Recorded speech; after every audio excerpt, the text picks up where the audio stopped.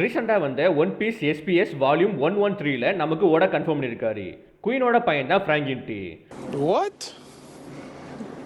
Bro, what are you talking about, man? So first of all இந்த எஸ்பிஎஸோட full form என்னன்னு சொல்லி கேட்டிங்கன்னா சிட்சுமோனோ போட்ஸு சுரு.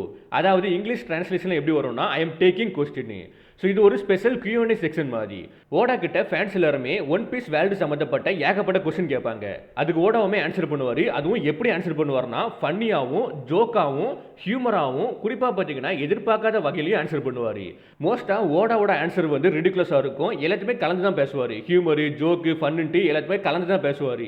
அதுலேயும் குறிப்பாக ஜோக்குக்கு இடையில உண்மையான லூரையும் ரிவீல் பண்ணிட்டு போயிடுவார்.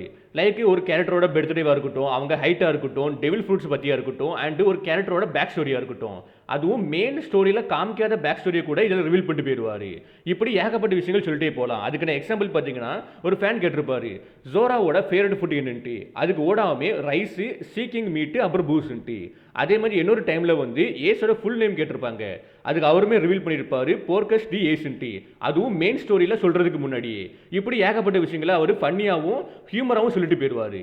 அப்படி ரீசெண்டாக ஒன் பீஸ் எஸ்பிஎஸ்சி வால்யூம் 113 ரிலீஸ் ஆகிருக்கும். அதில் ஒரு ஃபேனுமே கொஸ்டின் கேட்டிருப்பாரு குயினும் ஃப்ராங்கியும் அப்பா பையனான்ட்டி. அதுக்கு நம்ம ஓடாமே ஐயோ இவங்க நோட்டீஸ் பண்ணிட்டாங்க போல. மேபி இவங்க எல்லாருமே ஒன் பீஸோட என்சைக்ளோபீடியாவை பார்த்துருக்கணும். ஸோ அதில் குயினோட வியூவர் கார்டு படி குயினுக்கு குழந்தை பிறந்த வருஷமும் அதே மாதிரி ஃப்ராங்கி பிறந்த வருஷமும் ஒரே வருஷம் தான், சேம் வருஷம் தான். அண்ட் சேம் டைம் குயினு அவன் குழந்தைய விட்டுட்டு போன டைமும் ஃப்ராங்கியை நம்ம டாம் எடுத்து வளர்த்த டைமும் ஒரே டைம் தான்.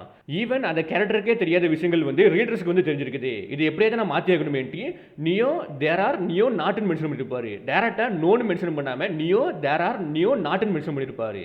பேசிக்காக இந்த இடத்துல ஓடா வந்து காமெடிக்காண்டியும் ஃபேன்ஸை வந்து குழப்பறதுக்காண்டியும் இல்லைன்னு சொல்லியிருப்பாரு. அதுவும் டேரக்டாக இல்லைன்னு சொல்லியிருக்க மாட்டாரு, டேரக்டாக நோன்னு சொல்லியிருக்க மாட்டாரு, கன்ஃபியூஸ் பண்ணுற மாதிரி பேசியிருப்பாரு.